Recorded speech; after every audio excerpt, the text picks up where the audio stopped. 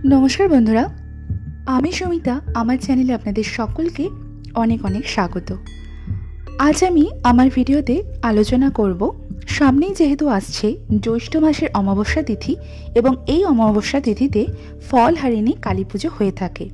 ताई आजकेर भिडियोते आलोचना करब एई फलहारिणी काली पुजो आपनारा किभाबे करबेन एबं एई दिन की की काज करा उचित एबं की काज करा उचित नय एबं पुजोर जोन्नो उपवास राखले आपनारा की खेते पारबेन एबं किभाबे करबेन। तो चलुन बंधुरा, भिडियो मूल पर्वे जाওয়ার आगे आमार सकल बंधुदेर काछे एकटाई अनुरोध, भिडियोटी भालो लागले अवश्यई एकटी लाइक करबेन, कमेंट करबेन एबं आमार चैनेलटिके सबस्क्राइब करे आमार पाशे थाकबेन। ज्यैष्ठ मासेर अमाबस्या तिथिते फलहारिणी काली पुजो अनुष्ठित हय।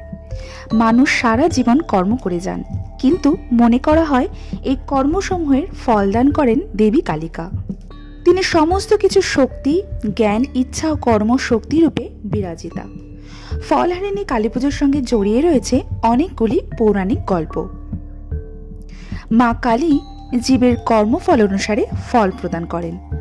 तिनि निजेर मध्येई समस्त कर्मफलके धारणो करेन। এই মাতৃরূপা মহাশক্তি প্রসন্না হলে জীবের সর্বদুঃখ ও দুর্দশা থেকে মুক্তি মেলে, সেই সঙ্গে শারীরিক, মানসিক, নৈতিক ও আধ্যাত্মিক শক্তি লাভ হয়। কথিত আছে রামকৃষ্ণদেব ফলহারিণী কালী পুজোর দিনই তার স্ত্রী সারদা দেবীকে পুজো করেছিলেন জগৎ কল্যাণের জন্য। এই দিন শ্রী মা শারদাকে ষোড়শী রূপে পুজো করেছিলেন বলে আজও রামকৃষ্ণ মঠ ও আশ্রমে এই পুজো ষোড়শী পুজো নামে পরিচিত। এছাড়াও 1280 বঙ্গাব্দে জ্যৈষ্ঠ মাসের অমাবস্যা তিথিতে তিনি দক্ষিণেশ্বরে আদ্যাশক্তির সগুণ রূপে পুজো করেছিলেন। সেই জন্য এই দিনটি অত্যন্ত শুভ ও তাৎপর্যপূর্ণ। শ্রীরামকৃষ্ণ তার মোক্ষ প্রাপ্তির জন্য বিশেষ নিয়মে পুজো করলেও এই দিনটিতে হিন্দু ধর্মাবলম্বীরা নানাবিধ মৌসুমী ফল দিয়েই কালী পুজো করে থাকেন। এই দিনটি হিন্দু ধর্মশাস্ত্রে একটি বিশেষ দিন রূপে গণ্য করা হয়। তাই এই দিনটিতে মায়ের ভক্তদের বিশেষ কিছু কাজ করা উচিত এবং কিছু কিছু থেকে বিরত থাকা উচিত। চলুন বন্ধুরা জেনে নিই সেই কাজগুলি কি কি। আমাদের হিন্দু ধর্মে গঙ্গা স্নানের কিন্তু বিশেষ গুরুত্ব রয়েছে। তাই এই পবিত্র দিনে পারলে আপনারা গঙ্গা স্নান করুন। যদি গঙ্গা কাছাকাছি না থাকে তাহলে আপনারা যে কোনো পবিত্র নদীতে স্নান করতে পারেন। গঙ্গা স্নানের পরে কিছু দান করুন আপনার সামর্থ্য অনুযায়ী। সেটা টাকা, খাদ্য, বস্ত্রও হতে পারে, তবে আপনার যতটুকু সামর্থ্য আপনি ততটুকুই দান করবেন। হিন্দু ধর্মে কিন্তু দানের গুরুত্ব অপরিসীম, সেক্ষেত্রে আপনি অনেক আশীর্বাদও লাভ করবেন। আমাদের পুজো উপবাস সম্পন্ন হয় কিন্তু গরিব এবং অসহায় মানুষদের কিছু দান করার মাধ্যমে। তাহলে আপনারা আপনাদের সামর্থ্য মতো দান করবেন। এই দিনে কোনো রকম ঝামেলা অশান্তির মধ্যে নিজেকে জড়াবেন না। পারিবারিক শান্তি বজায় রাখবেন। আপনার কথায় আপনার থেকে বড় বা যে কোনো কারো যেন মনোকষ্ট না হয় সেই দিকে অবশ্যই খেয়াল রাখবেন। অনেকেই এই পুজো মন্দিরে দিয়ে থাকেন, তবে যদি বাড়িতে দিতে চান তাহলে বাড়িতে ঘরোয়া পদ্ধতিতে কিভাবে পুজো দেবেন তার একটি সম্পূর্ণ ভিডিও আমার চ্যানেলে রয়েছে, আপনারা চাইলে সেটি দেখে নিতে পারেন।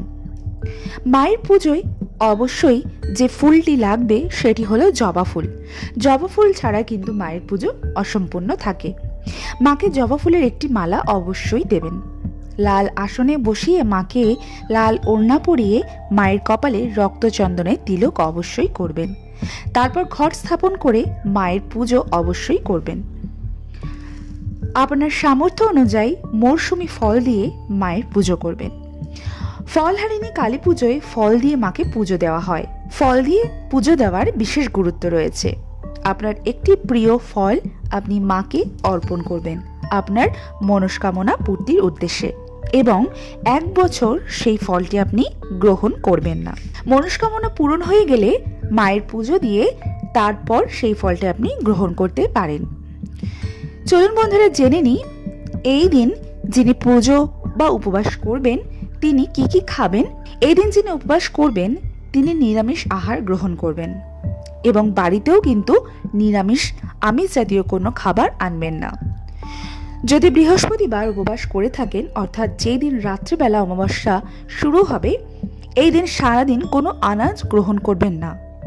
যেহেতু ফল দিয়ে পুজো দেবেন, তাই ফলও গ্রহণ করবেন না, শুধু জল, শরবত, ছাঁচ এসব আপনারা গ্রহণ করতে পারেন। এবং রাতে পুজোর পরে চালের কোনো জিনিস আপনারা গ্রহণ করবেন না। তবে লুচি, পরোটা অর্থাৎ ময়দা জাতীয় তৈরি খাবার আপনারা খেতে পারেন, তবে অবশ্যই সন্ধক লবণ খাবারে ব্যবহার করবেন। আর যদি শুক্রবার উপবাস করে থাকেন, তাহলে পুজো হওয়া পর্যন্ত কোনো গরম খাবার যেমন চা অথবা কোনো ফল গ্রহণ করবেন না। পুজো হওয়ার পরে আপনারা জল, ফল সমস্ত কিছুই গ্রহণ করতে পারেন। তবে সব কিছুই নির্ভর করছে আপনার শরীরের উপর। আপনার শরীর বুঝেই উপবাসের নিয়ম করবেন। বন্ধুরা, উপবাসের পর আপনারা পর্যাপ্ত পরিমাণে জল খাবেন। বৈজ্যৈষ্ঠ মাসে তপ্ত গরমে যাতে শরীরে কোনোভাবেই জলের ঘাটতি না হয়। তাহলে বন্ধুরা, আশা করছি আজকের ভিডিওটি আপনাদের ভালো লেগেছে এবং আপনাদের একটু হলেও উপকারে আসবে। যদি ভালো লাগে অবশ্যই একটি লাইক করবেন এবং আমার চ্যানেলটিকে সাবস্ক্রাইব করে আমার পাশে থাকবেন। আর আমার ভিডিওটি পুরোপুরি দেখার জন্য অসংখ্য অসংখ্য ধন্যবাদ। দেখা হবে আপনাদের সঙ্গে আবার একটা নতুন ভিডিও নিয়ে।